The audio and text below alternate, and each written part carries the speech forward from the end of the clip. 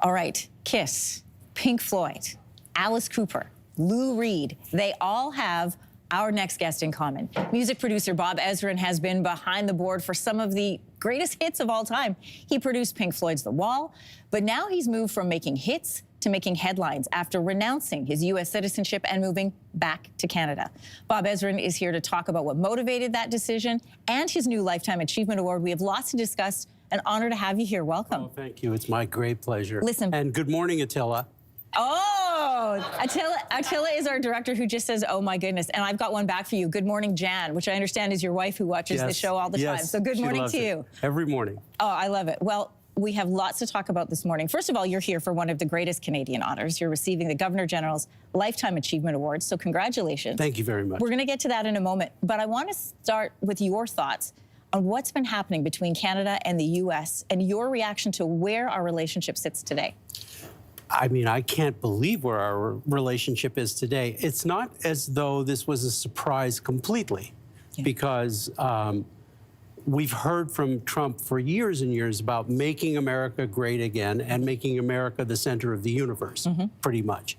So at the expense of everyone else, because he plays a zero-sum game. He only wins if you lose. Yeah. So it's not entirely a surprise to me that he has decided to turn on his closest allies, and we're easy prey, right? 70% of our exports go to the United States, 80% of Mexico's. We're really easy prey, you know, so why are we in this position? I mean, it's almost inconceivable to me.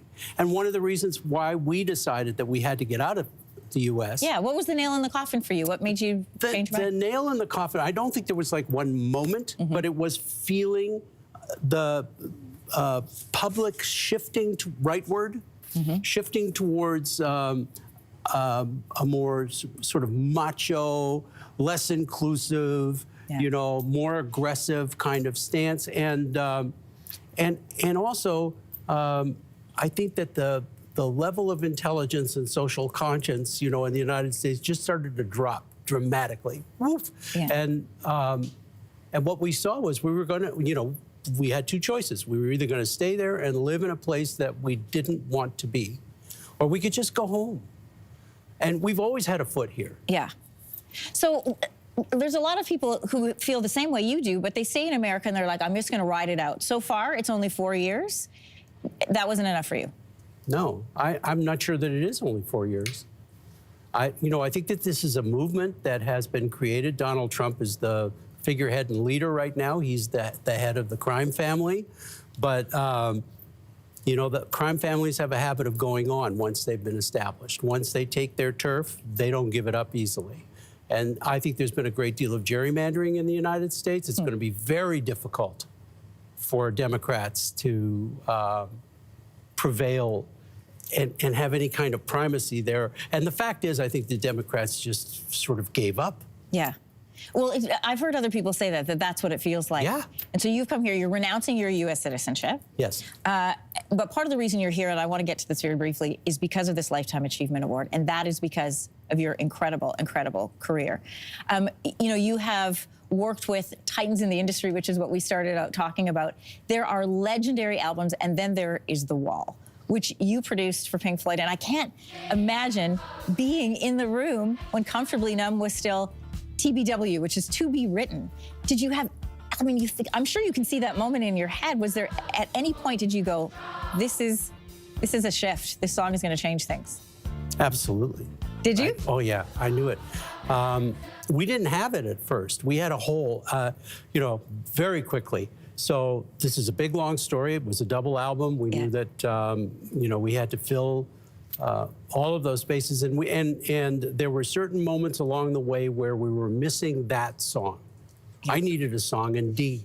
And I needed a song in D that got Pink from the stage locked into his hotel room. So we were having tea one afternoon, as you do. And wait, that came about over tea? Yeah, we were having tea one afternoon, and I said, has anybody got anything in D? We need a song in D. And David said, well, you know, I've got this little, and he started to play this high string thing, and it was just so beautiful. that I knew like instantly, okay, we've got to do that. And then it came together rather quickly. And I think the lyrics are among the best lyrics ever written. Oh, it is so powerful. I mean, it stops and makes you think right away. It was also your idea to put children singing in Another Brick in the Wall, Part 2. That was something that you had first done for Alice Cooper's Schools Out. And it's hard to imagine either of those tracks without the echo of the children's voices in your ears. What was the reaction from the bands when you said, I know what this is missing, kids' voices? Well, you know, success has many fathers, and failure is always an orphan, but everybody claims that it was their idea. And it was yours? My recollection is it was mine, but maybe everybody's right. So, did you hear something or see something that made you go, absolutely. The reason why was because they did one verse and one chorus, right? That song was only one verse and one chorus long. Yeah. And I said, this is a hit. But we can't be 1 minute and 20 seconds. Nobody's going to play it. Yeah. So please give me one more verse and one more chorus. And Roger said, we don't do singles. So I can't say the word. Yeah. So, you know, and I said, okay, good night, gentlemen. They all went home at 6 o'clock, as they always did. Yeah. And I copied the first verse and chorus and edited it onto the thing. So now we had exactly the same thing twice. What are you going to do to differentiate the second go-round? Yeah. So the best thing to do was just have kids sing it. And kids always, you know, when in doubt, use children. When in doubt, use the children. Yeah. Listen, it was really important for you to be able to give a message directly to Canadians while we're here. So I want to end our interview with you being able to address them directly. Okay. Well, first of all, I want to say how thankful I am for the Governor General's Award. It's not something I expected, and I'm honored beyond belief to do it. But I think that those of us who are recognized in this way, we have a responsibility, and that is to our country. This award came from our country, and we owe something back. And so what I've decided that I have to do for my country at this moment is to remind people that we've got to celebrate each other. These awards are important.